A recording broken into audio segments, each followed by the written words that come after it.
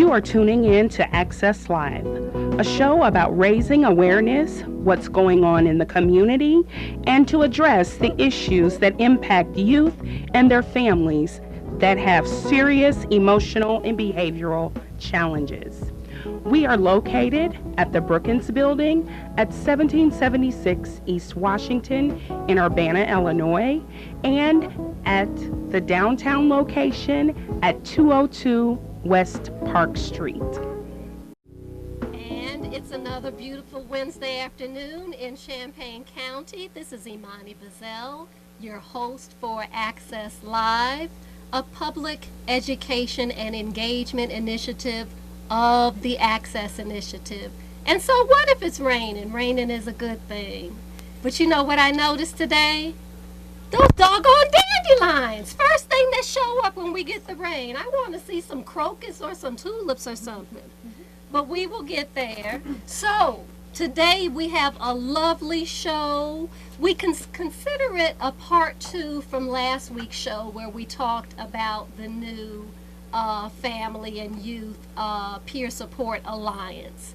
This week, I have been able to kidnap half the Access staff, so our friends on television can see the studio is packed, and our friends on the radio will just have to imagine how we're all crowded in here, because you know, black radio don't have much more than a pot or a window, but we do whatever we can with what we've got. So, in the studio today, we're going to be rapping about rap.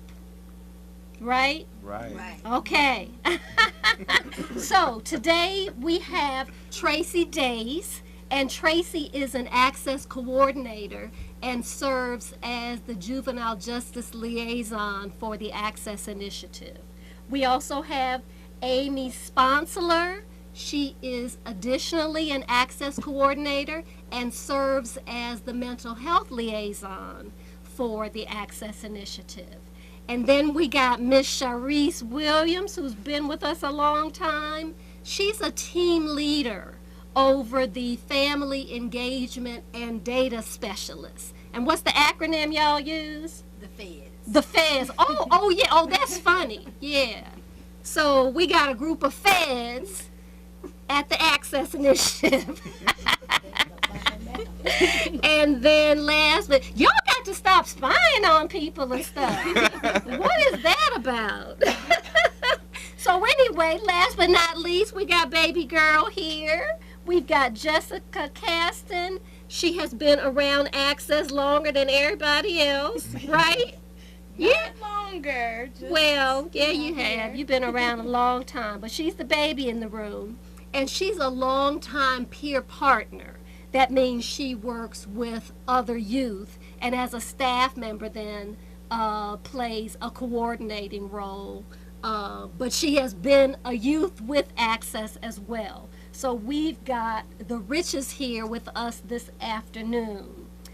But we really want to take the time, and I'll start right now by inviting everyone who might be watching or listening to plan on joining Access. There are some positions open, some volunteer positions, as well as paid positions to work with Wrap Around. So we're going to spend the hour talking about what is Wrap Around, what do Wrap Around leaders do, Wrap Around members do, what do volunteers on these teams do. We need some people. I think Karen might have said we might be low 31 or 33 people might be needed just in terms of needing more people on the rap teams. That's a lot of folks. Listen, I know there's a lot of people watching, and I know there's a lot of people listening. It's time to step to the plate, y'all. So we're going to be telling you about a training that's coming up on Saturday so you can learn more about wraparound. But we need folks to step up. We can't keep complaining how poorly our youth are doing and how poorly our community is doing, and then when we get a chance to step in and do something about it, not do that. So the answer is to step up. Do I need to take this call? Wait. I think I do. Do I need to take call? Okay. Okay. Hello, caller.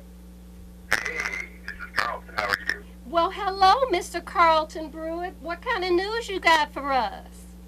Well, we want to share with you our Fashionable fundraiser. It's going to be April 8th next week at the Credit Center for Performing Arts. So, fashionable, that sounds kind of like you put a few words together there. What is that about? Well, we're celebrating ability at Illinois. Our clothes are designed for persons with disabilities and special needs. So a lot of our models are wheelchair users. And we're celebrating all the great work that's done at the Department of DRES, which is Disability Resource Educational Services at Illinois. And that's something the university actually has a reputation for, right? That sector of the university has a national reputation.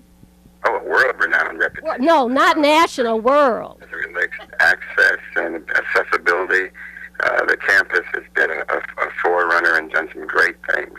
Dr. Ken Nugent has been one of the trailblazers from way back in the 40s and 50s.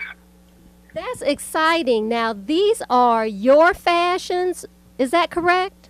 That's correct, my designs.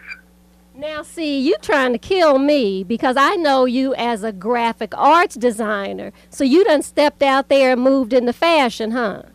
Well, it's very similar. I'm still in graphic design. I love shapes and proportions and like working with all kinds of stuff like that. But design translates into a couple of different things, and so fashion is one of those things. I love it. I love it. I've been having a lot of talks with people recently about creativity and what does it mean to put that to use. And I think you've done that by branching off and understanding that art can be many things, design can be many things. But I think what you also represent and understand that beauty is critical, correct? It is. And, just having the opportunity to express yourself, whether it be any creative endeavor, but for the models that we serve or the individuals that we serve, they don't have a lot of options in terms of clothing. And so we're giving them some things that are quite beautiful and hopefully, to kind of express their own personal ideas about who they are. Well, that is fabulous. So give us the stats again. And let me just be clear. This is a brother on the line. Oh. Who's taking care of business. So I know I just told y'all you have to do the wraparound thing. But, I just keep asking. So y'all need to come out and support this brother as he extends his work and works in conjunction with the university. So and I know you got a lot of supporters because you're a Canaan man. But everybody should come out and see what this is about. And we do have our share of disability in the African American community. So we need to show up and support any effort to make our folks more mobile, to make the world more accessible to them, and make them more beautiful, feel more beautiful, and allow the world to see their beauty. So this is going to be April 8th. Yes, 6 p.m., Krannert Center for the Performing Arts. And how much is it? Sure, ticket $10 for students and $12 for the general. See, that ain't nothing. Every time I walk out this door, there's this whole line of brothers out there smoking. They can pay for them 40s and they can pay for them cigarette packs, so there's no excuse. Y'all come on out there. If you a student, $10, you got to give it up. If you an adult, $12, you can do that. Let's pack Krannert because that sends a message, because this is a different kind of thing for Krannert. So let's send the message to Krannert that this is important and we'd even like to see more of this. So Carlton, congratulations as you expand your work. I feel proud of you. I think everyone in the room feels proud of you. And any last words? Well, thank you very much, and we certainly appreciate all the work that you do. You've been a great person for this community for many years, and thank you for giving me the opportunity to share. Okay, buddy, I'm glad you called. Take care. Okay, take care. Bye-bye. Okay, so that's good. We can talk about anything that helps our community, right? Absolutely. So, Tracy, why don't you get us started here? Tell us your story about what wraparound is. How did you come to it? What's your understanding of it? What stands out for you about it? So we want you to help the audience understand what wraparound is, and then personalize it for us. Okay. Well, wraparound is a process. It's a way that we involve the family, we involve the community, we involve churches and service providers in the opportunity to really support families in a way that's natural, that's culturally responsive, and is strength-based. So we do that by creating what we call a wraparound team. And it's essential that individuals on this team are champions and cheerleaders for the family, because we discuss the needs, and we also discuss the strengths and the goals, and we create a plan that's going to be effective for them and help to strengthen the family so that we can also strengthen our community. And one of the things that was brought to my attention about wraparound is that it's really about how this process creates better outcomes for our kids.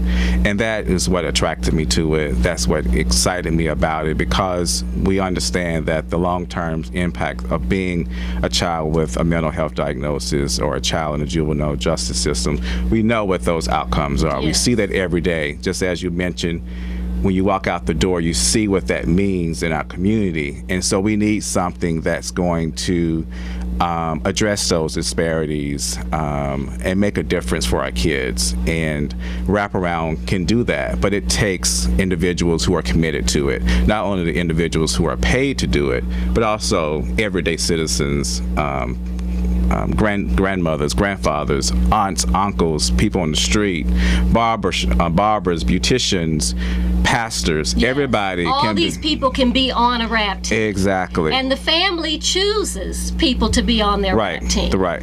The family drives the team. They choose who they want to represent them at the table, so that they know and they can trust that the people around the table are there for them. And that is essential. They want someone that's going to be there through thick and thin to help them understand what's going on, find solutions, strategies, things that's going to make a difference for them. Okay, so for you, what stands out for you is that it has a track record. It has a track. It has the research behind it, and it also has the practice, the evidence-based practice behind it. And so we know the founder who works closely with Access now, he and his wife, Carl Dennis, right? Correct. Carl's been here a number of times. He's actually done the show. Mm-hmm. Wonderful man. Started it with Kaleidoscope, mm-hmm. right? Mm-hmm. And that was in Chicago, correct? Yes, I think. Yes, mm-hmm. yes. So, hats off to another brother. Mm-hmm. Exactly. For coming up with something really important for our community. Mm-hmm. And it doesn't just work for black folks who are struggling. It works for everybody who's struggling. And for all communities. That's exactly right. That's wonderful. Exactly okay, right. little girl. Alrighty. What you want to know? Okay, what brought you to Access? What brought me to Access? We'll start back with Peer Ambassadors. Let's start back with Peer and tell people what Peer Ambassadors Peer Ambassadors was a group of African American youth from the community, and we came from everywhere. Rantoul, Muhammad, Urbana, Champaign, just whatever. We came from multiple backgrounds, so there were youth with juvenile justice issues, child welfare. Some didn't have any involvement in any systems. Just every system we touched on, and we all got together every week and just learned about the different systems, how to navigate through anything that we were involved in. We found different issues in the community that were important to us and important to our peers. So we came up with events with how to educate everybody in the community and try and get everybody together to do like positive events and stuff. So that was Peer Ambassadors. From Peer Ambassadors, we helped write the grant for Access. From Project Access, we're now Access Initiative. Okay. And I am here. And you are here as a staff person. Correct. Lord have mercy. How's it going as a staff person? It is going well. I like that I can see that I was once one of these youth and I can relate to them in that way, but also to show them that even though you go through the things that you go through and you may get in trouble from time to time, you can bounce back from it and you can be successful, and I've done it, so I know that you can do it.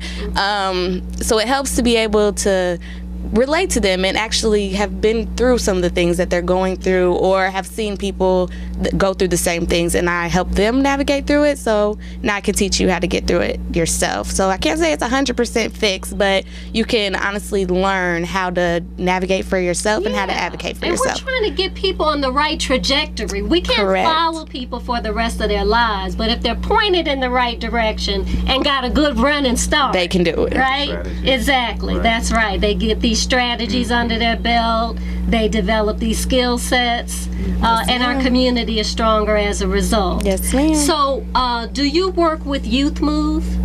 I do work with Youth Move. We do some projects together. Tell people what Youth Move is. Youth Move is it's something like Peer Ambassadors was. They meet and they come up with events that they want to throw. They find issues in the community that they want to deal with. They also learn about the different systems. All of those youth know how to navigate through the juvenile justice system. They can pretty much help their friends out. It's a big support group for each other, so they get to learn a lot about each other. They've even put together presentations. They've traveled to conferences to help educate other places about what we're doing here and what's working for us. So there are Youth Move chapters in other cities, yes, correct? Ma'am. There's a Youth Move Illinois. We just have a chapter here in Champaign County. And what other states, or is it just Illinois right now? It's national. I thought it was national. Yeah, it's national. They have, I know, at a conference we attended, we met people from Youth Move in Maine and Connecticut and other places. So how much of it ends up being like a big support group, a big family that develops over time, and how much of it might you call youth activism?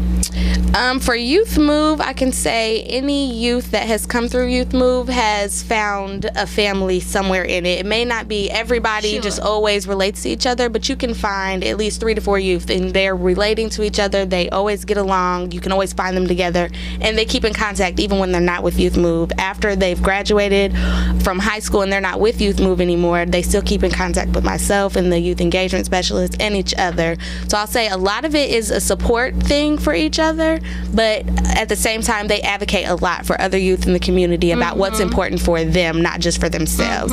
So they look out for the whole Champaign County. Have there been any issues like public policy issues or school issues, anything the city, the county, schools might be doing that Youth Move might have felt moved to do something about, to learn more about it, to speak out, to try to change anything? I will say one of their biggest events that they do is more centered around the Mental Health Awareness Week in May. They put together a youth awareness show. So any talents that come in, they accept any and everybody, whatever you would like to do. They just ask that it's somewhat educating the community about mental health or any stigmas around mental health, trying to break that down so it's not such a taboo, like we don't want to talk about it. They try and make it easy for you to talk about it. So I would say that is their biggest thing that they try and work on. So that's what they're working on now, trying to put that together. Okay, really good. Miss Cherise, I know you're trying to hide back there. I sure am. It's not possible. Okay, now see, Brother Sam is going to give you just a little reprieve. Apparently we got to pay some bills. Sounds good to me. So, you get ready to have to speak. You know you have a lovely voice and a lot to say. You all stay tuned. We'll be right back. Access Live can be heard every Wednesday afternoon from 2 to 3 p.m. on WBCP 1580 AM in Champaign-Urbana. You can learn more about the Access Initiative by visiting their website at www.access-initiative2.org. And we are back. This is Imani Bazzell, your host for Access Live, a civic education and engagement initiative of the Access Initiative. And we have been lucky enough to kidnap half the staff to be in the studio with us today, if you haven't heard. And we are talking about how to rap, how to get down, how to rap with a rap team. So, we learn how to RAP, and we learn how to RAP in a WRAP. So, Tracy has shared a bit with us, who is a coordinator and the juvenile justice liaison, and we'll come back to Tracy and talk more about that. We talked to baby girl Miss Jessica, who's been around more than most because she started as a student before Access was even around, as a student peer with the peer ambassadors, receiving services, helping other youth, getting herself helped, and she stuck with it and graduated to be a staff person. Whoa. So we are going to turn to Miss Sharice. Sharice Williams is the team leader for the Feds. So apparently the Feds have moved into the Access Initiative, and I told them to stop all that spying. But really, FED stands for Family Engagement and Data Specialists. So data, we know, is important because it should lead the way. Based on what we find out about something, it should guide how we decide how to handle something, a problem. We know that if we know anything about evaluation, but us folks who aren't in the academy, it's still our business and we still should know, right? So regular everyday people who live right here, anywhere around 4th Street and beyond, we need to know what data is. Data is information, and we got to have the right information, and it has to inform the way we do our work. And you know, we've always talked about Access is attempting to build what we call a system of care. You heard Tracy talk about families navigating multiple systems, like the education system, the mental health system, juvenile justice, child welfare, etc. And so the special thing about the Access Initiative is that it decided we're going to be trauma and justice informed. And so what that means is when we think about how access work is done, it's done with a deep understanding of the role trauma has played in the lives of people whom we're working with, be it a universal intervention like a radio show that anybody can tune into, or a rap team like Tracy has talked to us about, and anything in between. And also to look at this work through a justice lens. How does our understanding of social justice influence how we do our work? So once again, trauma and justice informed. And so that's why we have FEDS, Family Engagement and Data Specialists. Miss Team Leader, how it be? I think it's going very well today. Okay, now you know you need to speak up.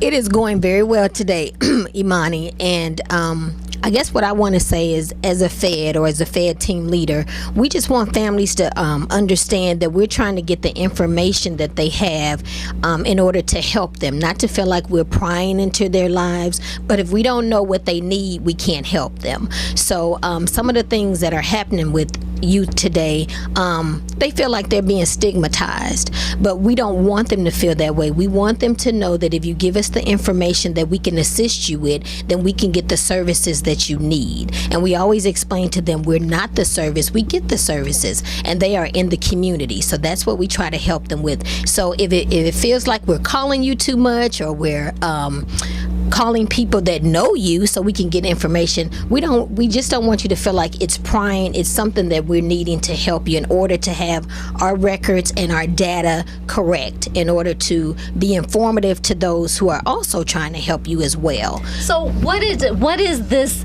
data? We doing a tomato thing here today. So what is this data you're trying to collect, that you're trying to mine? It's the data about the family as a whole, like what is going on with the youth, as far as at home, in the community, in their school, wherever it is, what is going on, all the information about them that we're trying to collect in order to see if they're that we can serve them properly, because everyone may or may not be eligible for the services that we have. So we want to make sure that they fit our criteria, and we're just not wasting their time by gathering all this information in order just to do away with it. The information is used and utilized for their benefit. Okay, so name some of that data. Some of the work that we have that we collect is one of our tools, I should say, is called a TESI.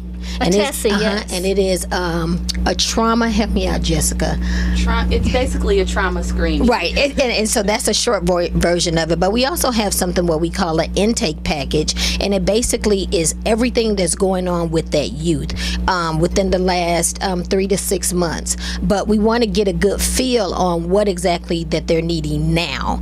And for me, I think that I enjoy assisting in that area because I used to be a counselor at one of the women's shelters, and I would tell people it's not just what's going on with the women now, it's some past things that never got dealt with, that's why they're having these issues. So we have to dig a little deeper, and that's what the feds do. We dig a little deeper to get what we need in order to assist, because if we can't do that, then we can't make any changes. And it's sometimes painful when we start digging. Very, and we understand that. So having extremely empathy to understand this is not something that you're being judged about. You are not the only one going through this. It's just that you were able to step up to the plate to say, I need assistance. I need assistance from a lot of people, and if I can get it, I thank you. And if we can get them all to the same table. Correct. Yeah, beautiful. Because it's all about the family, and it's letting the family lead, as Tracy said, because we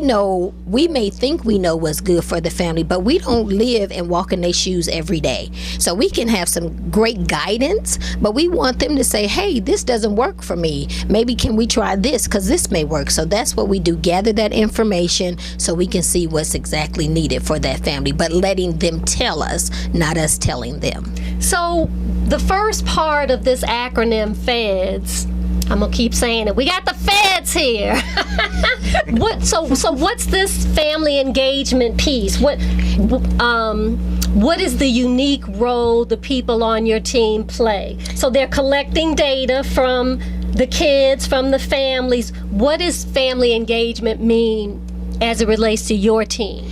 As it relates to us, we're like the first stop. So when you come into Access and we get a referral, whether it's from yourself or from the school or from CrossPoint or whoever is sending the referral, we're the first people that you engage with. So the family comes to us first, or the referral source sends the referral, and we start collecting data. We start collecting data in order to see, do they meet our criteria? So we're engaging the family, finding out what exactly is going on, like I said, at home, at school, in the community, wherever.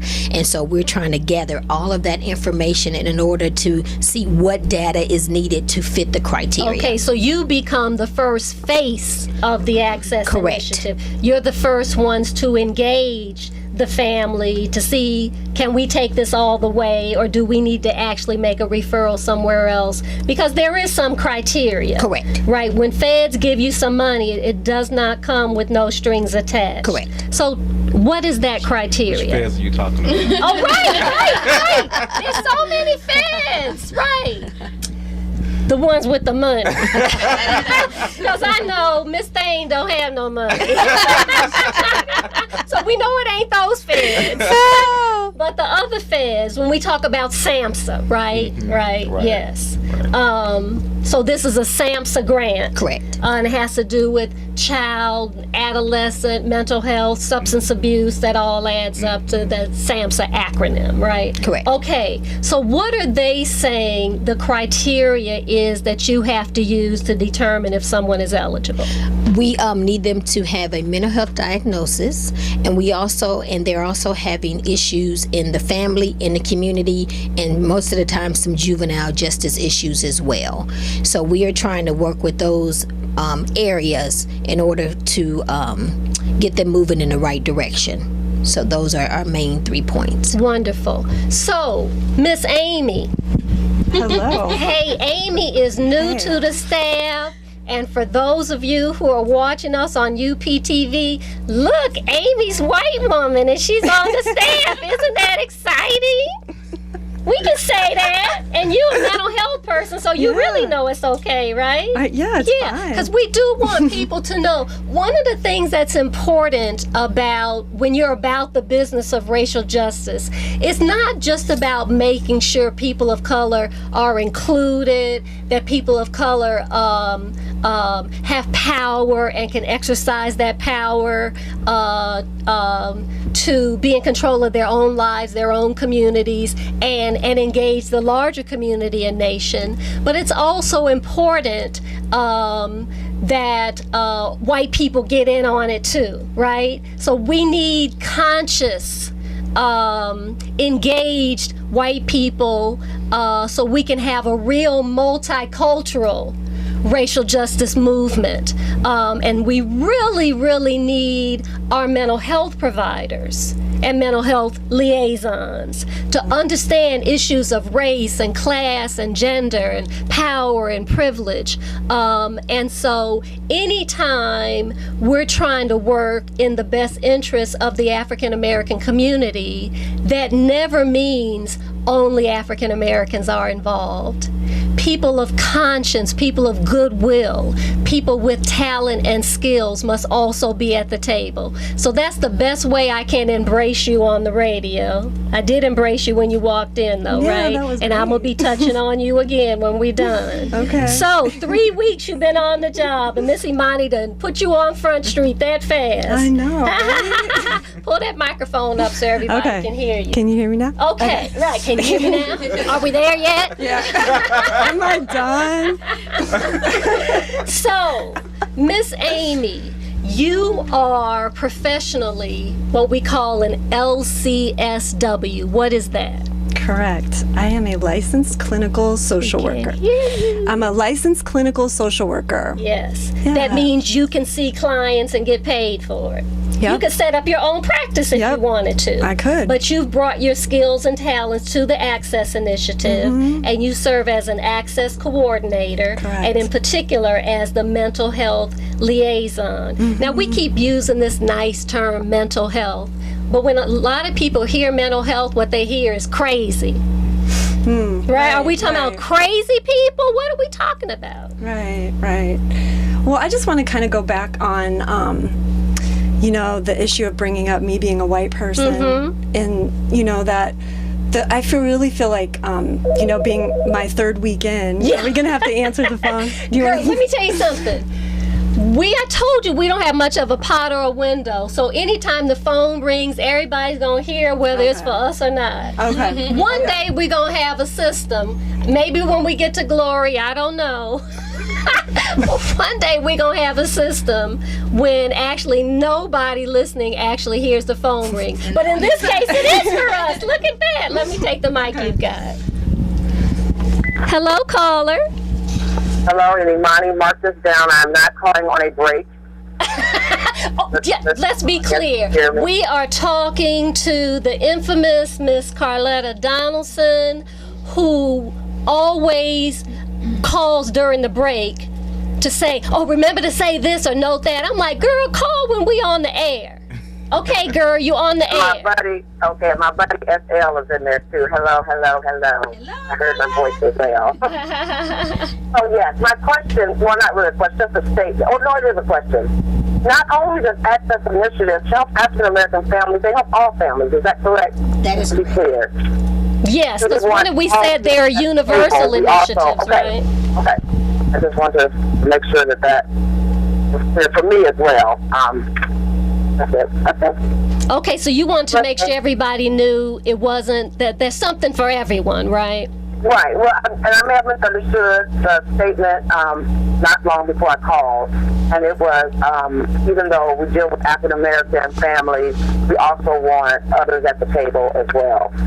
So I just want to make sure that I'm understanding. It is for all families. Absolutely, and there are people who are not African Americans who have rap teams and are being served, right? Because they fit the criteria. So it's not exclusive to African African Americans, but in the grant proposal, it was made clear that in our community and in communities across the country, there is a particular and clear and unique need for systems and services to be African American friendly. That makes sense? Yes, it does. So it's a Absolutely. specific outreach. So that's why we've got a radio show on WBCP, right? Because it's soul radio. But that doesn't mean nobody else can come. But even in our neighborhood, there's also people of other races. Absolutely. They are serving both. That's good. Then they can learn to interact as well. That's right. Everybody gets to come. Just come correct. Gotcha. Okay, baby. Thank you. Okay, take care. Okay, bye-bye. Okay, Miss Amy, she said, let's go back to, I just been here 3 weeks and you already put me on Front Street. Okay, what were you going to say? Okay, well, what I was going to say was that the Systems of Care program is such a thorough, very evidence-based program that it sets up that it's going to work for all people, and that it really trains or makes you think in a way that the counselor, the social worker, the coordinator, you get out of the way of the process. I love right? that. Well, you know what? I'm getting gesticulations telling us to get out of the way of the commercials. So hold that thought. We're going to take a short break. Don't go anywhere. We'll be right back.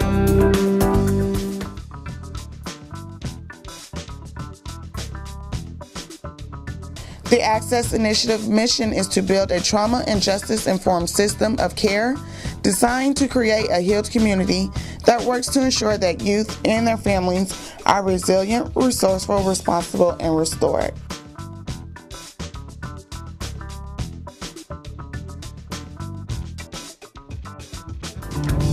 And we are back. This is Imani Bazzell, your host for Access Live, a community education and engagement initiative of the Access Initiative. And boy, do we have the Access Initiative here today. We got half the staff up in here.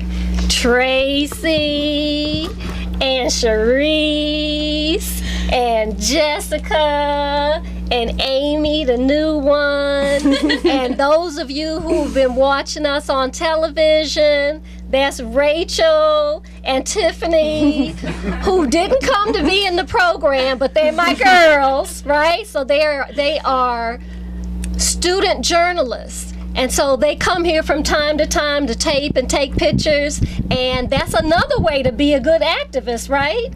We need activists, racial justice activists everywhere, especially in journalism, because how a story gets told has everything to do with what the teller of the story understands about the story, right? Because a lot of stuff gets missed when you don't. So I keep them attached to my hip as much as I can, and we're just gonna see how those stories turn out. Thanks for coming, y'all. See you. Okay. One black, one white, one blonde. Go ahead. See, if you were my age, you would actually know what that joke was. See, even the person who y'all can't see because she's behind the video. Now, you know what I meant, right? Is that Frank? Yes. Frank came with Meadow, who is filming. And for those of you all who are old enough to remember the Mod Squad, that's how they would be, that was the little catchphrase. One black, one white, one blonde, so they were these detectives, these hippie detectives from the 60s, So that was a little inside joke for us, for the elders amongst us. So, Miss Amy. Yes. Hey. Stop being shy. I'm sorry. Okay. You can't be with us and be shy, right?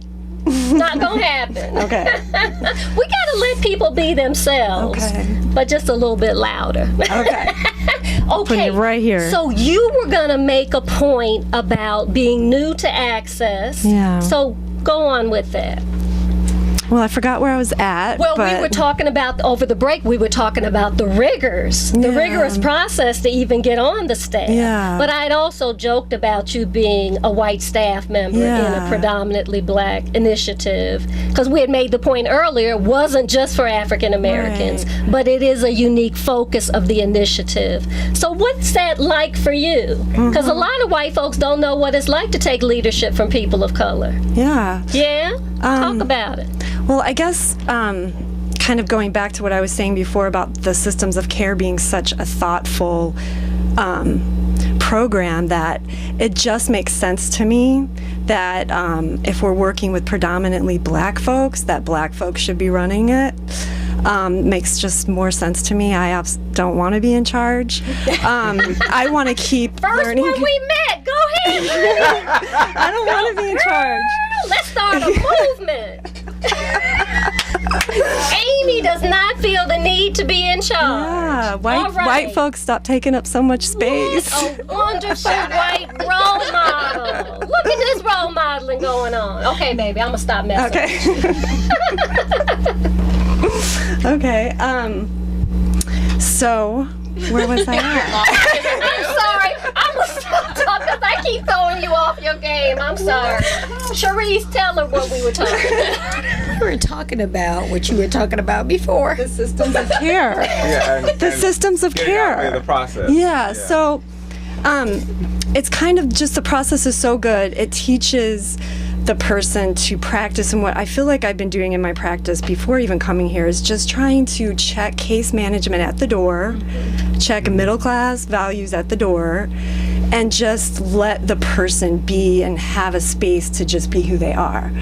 And so this is what the whole system is about, is just the true meaning of client-centered. The true meaning. And I guess one thing to prepare for this, I think it's kind of funny, but I was listening to Michael Jackson, because I was like, how else can I prepare for this? And so he was talking about what I think, and I was like, oh my gosh, I can totally relate this to the systems of care, because he says, it was like an interview about someone asking him, what would you tell other artists? What would you tell other writers? What would you tell other musicians? What would you tell other dancers? And he was like, I would tell them to get out of the way. I would tell them to don't write the music. You let the music write the music. You let the dance create the dance, right? This is beautiful, and if I might share, I might have shared before, people learn how to write their own personal mission statements, and Mother Teresa's mission statement is, I am a pencil in the hand of God. Woo! Yeah. Ain't that deep? That's exactly Kinda what he like was that, saying. right? Yeah, that's exactly what he was saying. Get out of the way of the process. So, and that's just what I've been picking up, in my short time here, listening to webinars. It's really just focused on listening to the people. We even have different hours. We have 10 to 8, because 8 to 4 doesn't work for all folks. Some people are working at night. So it's really good. And I really encourage many people to come out on Saturday. And okay, make that plug. I'm going to make that plug. Come out on Saturday. I think it's 10 to 11:30. Correct. We're doing an information session. The address. The 502 West Clark Street.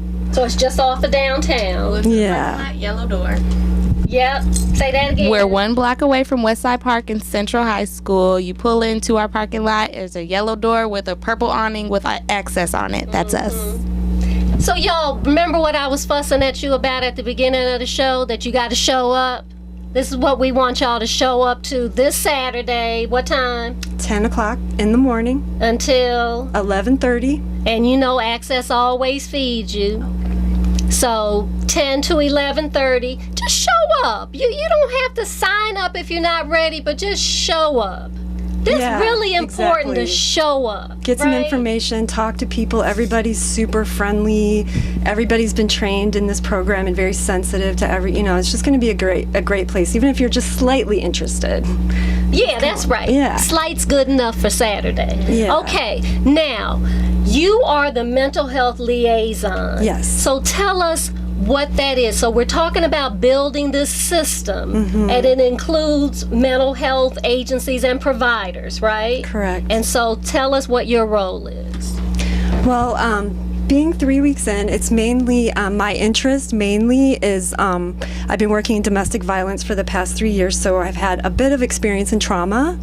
So my job will probably be specifically looking at trauma issues, going in deeper, doing the clinical interviews, being able to thoroughly go into that.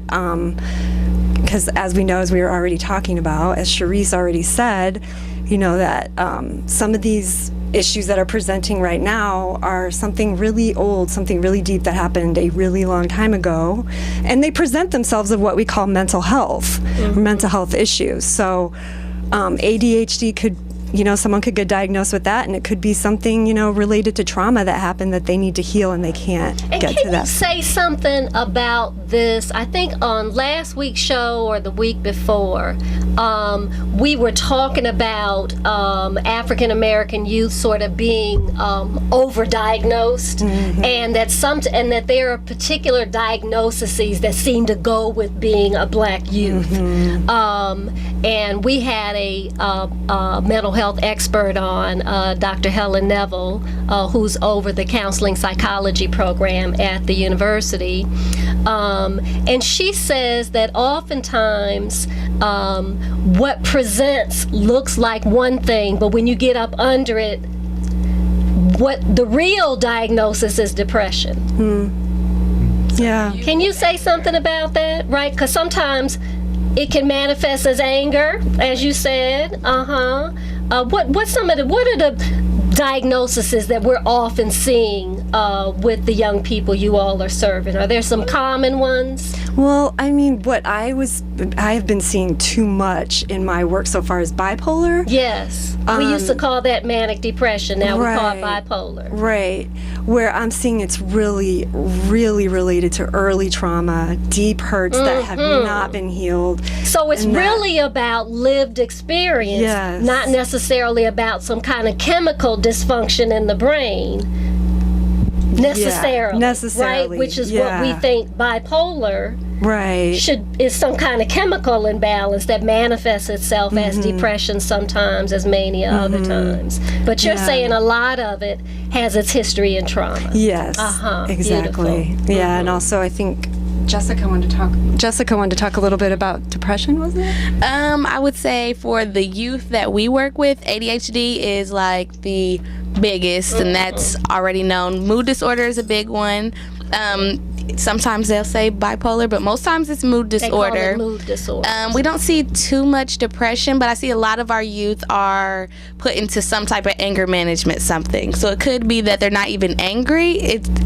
It shows as anger, but it's really depression. Right. But then they have the labels that just make them seem like they're defiant, and they have conduct disorder, and they're just so angry, and it's not that. So I think what's important is like really having the conversation and getting to know the families that we work with, so we understand what it is and where it's coming from. So we can also help educate the people who are actually giving diagnosis, so to understand and to better listen to them. Exactly. So have we yet seen, this might be a question for either one of you two, have we seen a diagnosis change from time to time as a result of working with the family?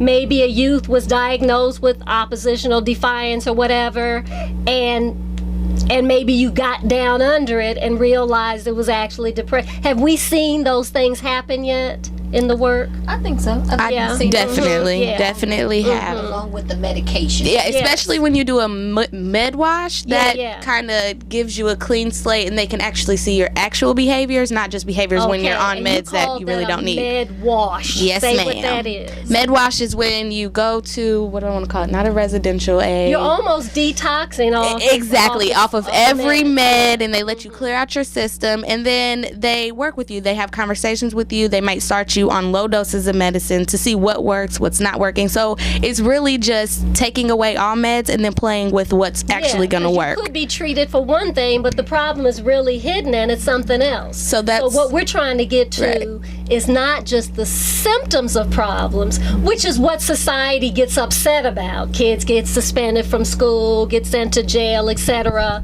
based on their symptoms, right? Their outward behaviors. We got to get to the root cause of those symptoms, because when you just treat symptoms, they're going to keep coming back because you haven't dealt with the root cause. Right. So that's lovely.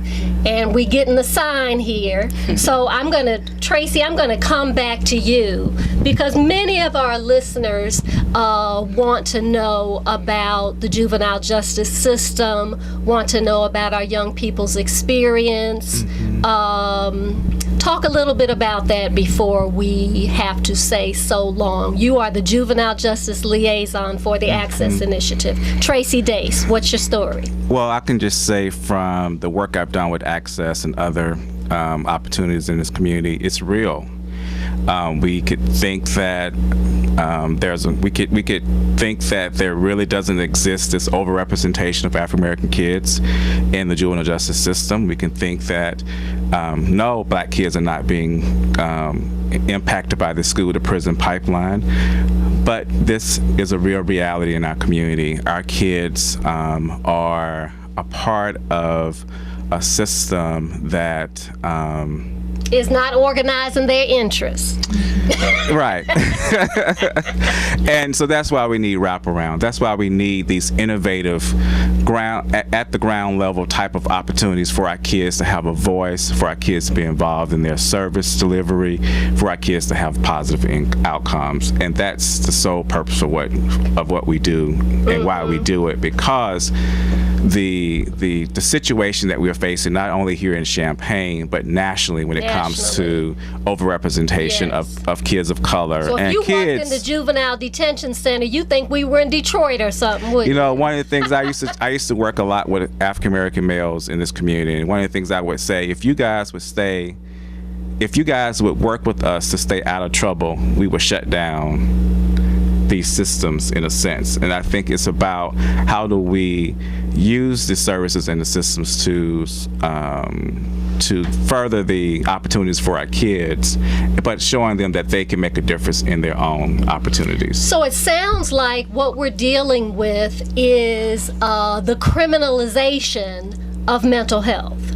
So we're addressing mental health with the criminal justice system instead of with a whole mental health system. And we know that that's what this show is about. It is about the mental health and healing of the African American community. We have run out of time. We always want to say more, but that's why we come back every week. So again, I'm your host, Imani Bazzell for Access Live. We want to thank the staff at the Access Initiative who came over today, Tracy, Jessica, Sharice, and the new one on the block, Miss Amy. We're going to make y'all come again, so we hope you got comfortable. Thank you so much, WBCP, the Access Initiative, and UPTV. We'll talk to you next week. Bye. Thank you for listening to Access Live. Access Initiative is a trauma and justice-informed system of care. We're glad that you joined us today. Please join us every Wednesday at 2:00 p.m. for Access Live. Thank you and be well.